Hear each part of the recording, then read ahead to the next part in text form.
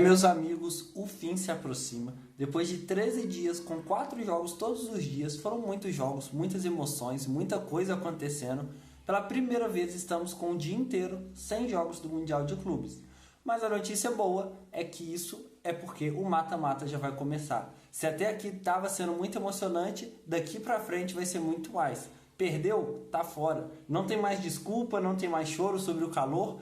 É um jogo valendo vaga. Quem ganhar passa, quem perder fica. Vamos ver como é que os europeus vão lidar com isso. Vamos falar um pouquinho nesse vídeo sobre a fase de grupos, a questão de público que a gente já tinha debatido lá atrás, algumas surpresas, aquilo que já era esperado. E também vamos analisar cada confronto das oitavas de final com os palpites. Já vai deixando aí o que você achou dessa fase de grupos, se você gostou, se você esperava mais, se te surpreendeu. Já deixe também o seu like, está ajudando bastante o canal. Ativa o sininho para sempre que chegar um conteúdo novo, receber a notificação. E, sem mais enrolação, vamos falar sobre o Mundial de Clubes que até aqui tem sido incrível. A média de público era algo que tinha sido debatido lá atrás. Finalizou a fase de grupos com cerca de 36 mil pessoas por jogo. É uma média ruim? Não, longe disso, é uma boa média. Porém, quando a gente pega como base as últimas 15 Copas do Mundo de clubes, é uma média inferior a elas. Então, assim, por mais que o campeonato esteja engajando bastante, o público não tem sido tão bom.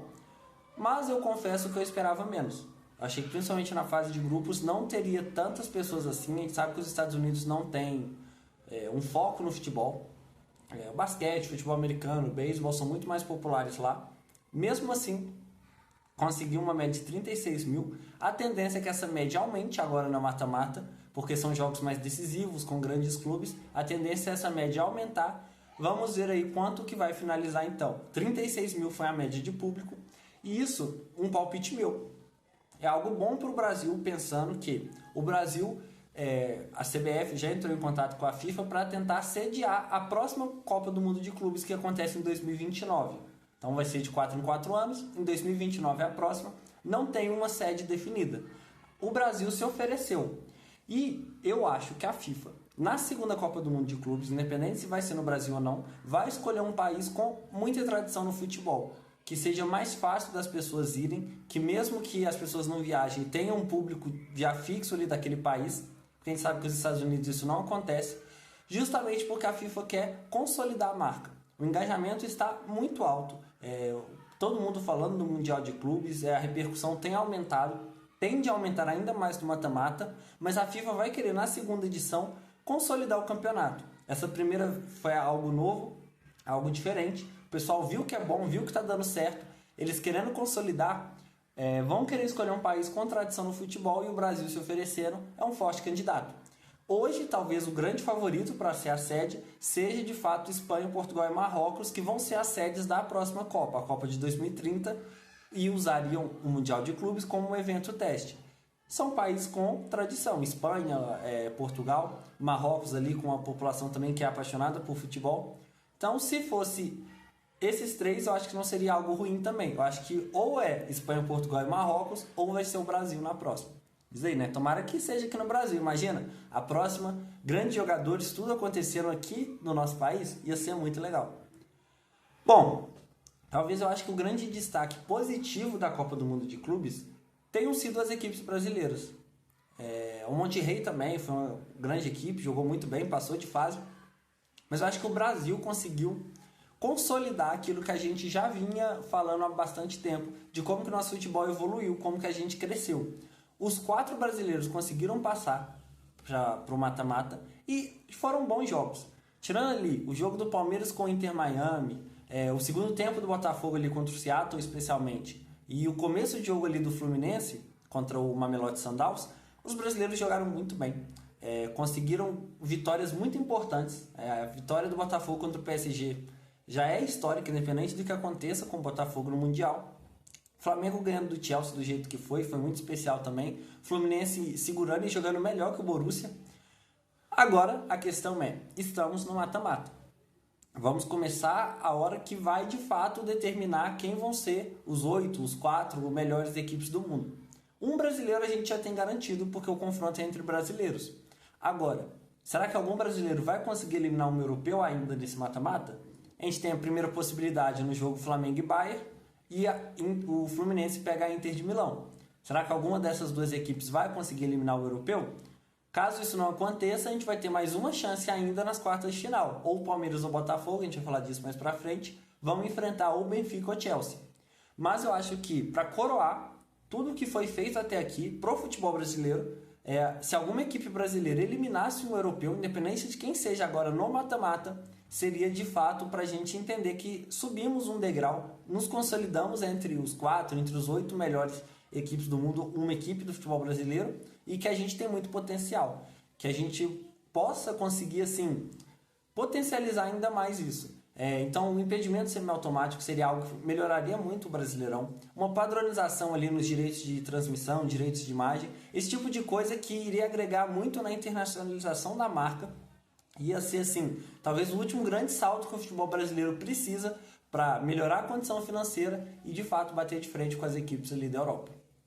Bom, vamos agora falar das oitavas de final em si. Vamos aqui falar de todos os jogos, são 8 confrontos. Começam no sábado, vão até a terça-feira, 2 jogos por dia e muita coisa vai acontecer nessas oitavas de final. Primeiro jogo, e olha só que loucura já, abrimos o mata-mata da Copa do Mundo de Clubes com um confronto brasileiro, Palmeiras e Botafogo. Talvez tenha sido uma das grandes rivalidades, principalmente de 2023 para cá. 2023, talvez a torcida do Botafogo ele tenha sofrido algo inimaginável, arrancaram no Brasileirão, estavam bem, o título encaminhado. E depois da derrota para o Palmeiras de 4-3, a equipe desmoronou, perdeu, foi uma grande pipocada ali do Botafogo. No ano passado eles conseguiram não só ganhar o título da Libertadores do Brasileiro, mas conseguiram essa vingança pessoal contra o Palmeiras. Eliminaram o Palmeiras na Libertadores, foi um jogo muito emocionante. No Brasileirão, na casa do Palmeiras, na reta final do campeonato, o jogo decisivo do título, conseguiram também conquistar a vitória lá dentro, conseguiram se sair campeões ali, ganharam a Libertadores, então assim...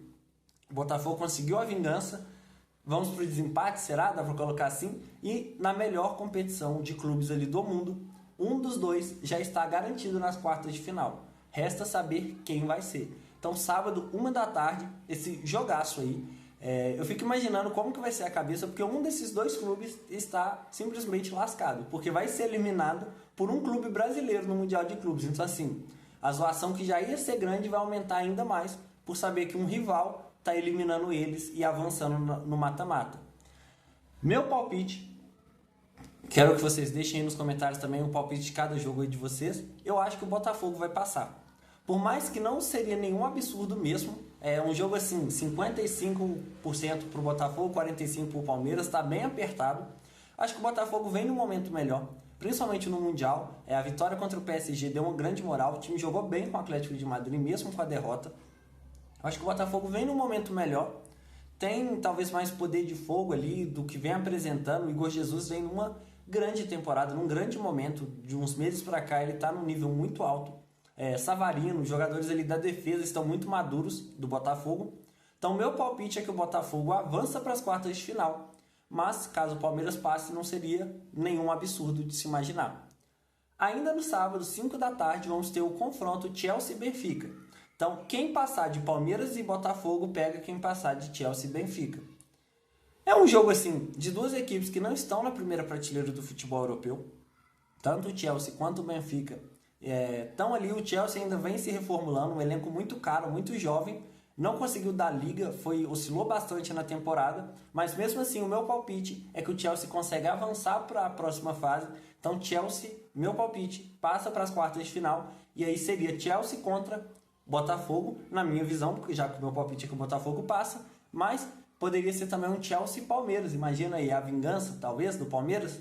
Palmeiras que perdeu o Mundial recentemente para o Chelsea na final, num gol de pênalti no finalzinho da prorrogação.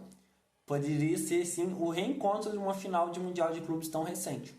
Então, domingo, 5 da tarde, Chelsea e Benfica, meu palpite é que o Chelsea passa.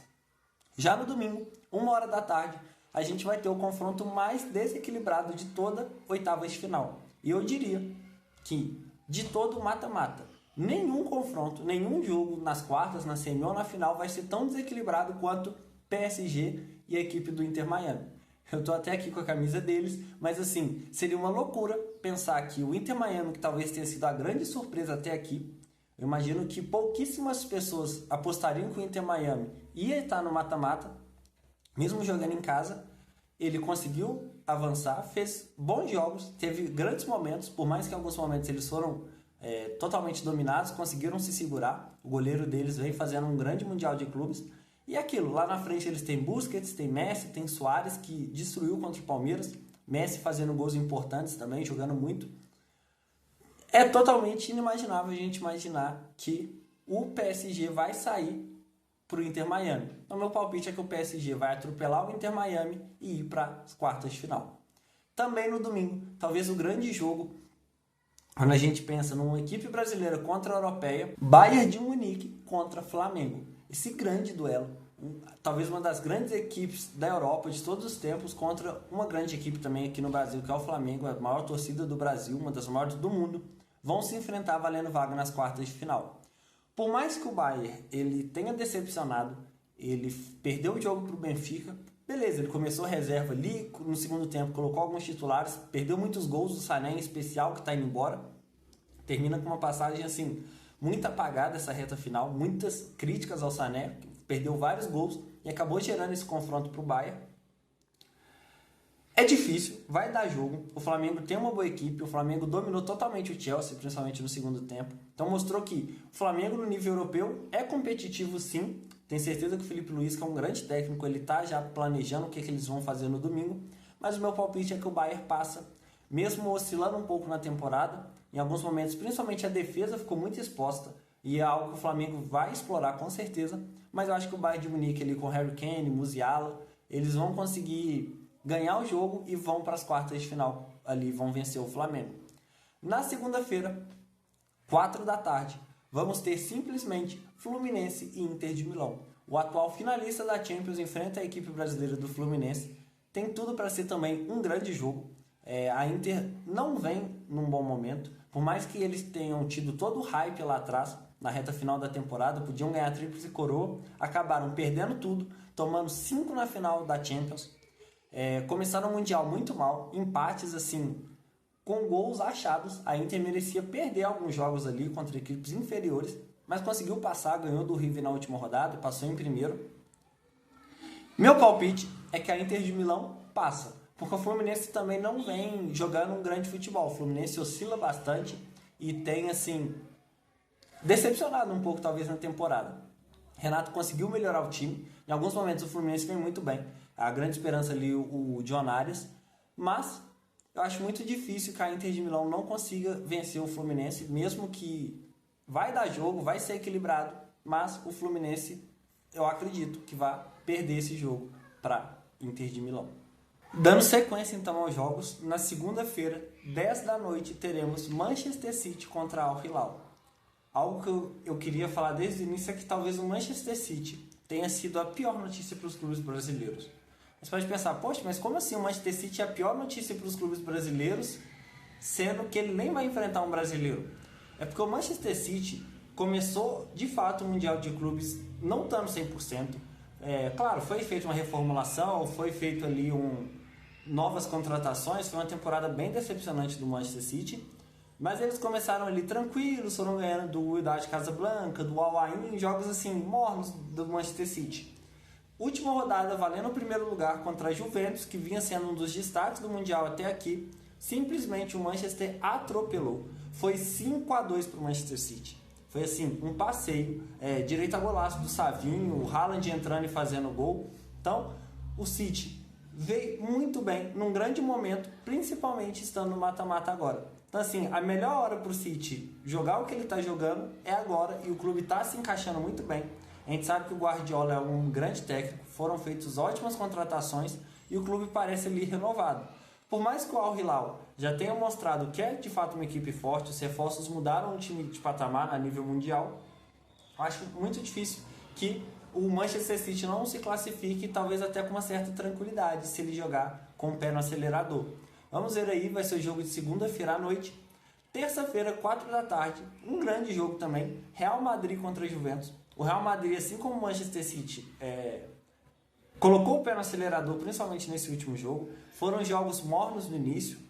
Você viu que o clube ele não estava 100%, ainda estava se encaixando. O Real Madrid ainda tem a questão de ser um início de trabalho. Xabi Alonso chegou muito pouco tempo atrás.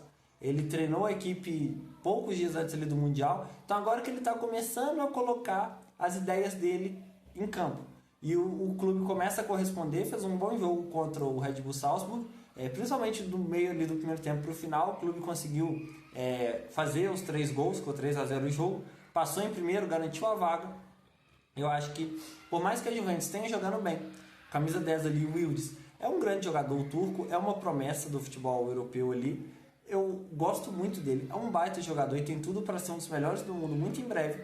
A Juventus vinha bem e aquilo, futebol tudo pode acontecer, pode surpreender assim como os outros clubes também. Mas acho que o Real Madrid vai conseguir passar, vai confirmar a superioridade e vai conseguir passar para as quartas de final. O último jogo, terça-feira, 10 da noite, teremos Borussia Dortmund contra Monterrey. A Alemanha contra México, façam aí suas apostas. Quem você acha que ganha esse jogo? Talvez seja um pouco ousado o que eu vou dizer, mas para mim, o Monterrey vai conseguir surpreender todo mundo e vai para as quartas de final. Borussia, por mais que seja levemente favorito, talvez teoricamente, o Monterrey tem grandes jogadores, muito experientes, talvez o Sérgio Ramos personifique melhor do que ninguém isso. Eu acho que eles estão jogando um bom futebol, demonstraram isso contra o Milan, contra a Inter de Milão, contra o River Plate, e eu acho que eles vão conseguir o feito de levar o futebol mexicano, uma equipe do futebol mexicano, entre as 8 melhores equipes do mundo. Seria algo histórico para o Monterrey. Borussia Dortmund tem bastante chance de passar, claro, mas o meu palpite aqui, me cobrem aí depois, eu acho que o Monterrey vai avançar para as quartas de final. Pessoal, quero que vocês deixem aí nos comentários quais são os palpites de vocês, quem vocês acham que passam para as oitavas de final e vão passar para as quartas. Deixem aí nos comentários. Você que ficou até o final, não esquece de deixar o seu like, de compartilhar com seus amigos. E realmente eu quero ver vocês aí comentando quem vocês acham que vão se classificar, quem vocês acham que são os favoritos. Vocês ainda mantêm os palpites de Manchester City e Real Madrid como grandes favoritos, o PSG? Vocês acham que mudou alguma coisa com essa fase de grupos? E deixa aí se vocês acham também que os europeus vão colocar o pé no acelerador ou se os clubes sul-americanos vão continuar aí surpreendendo.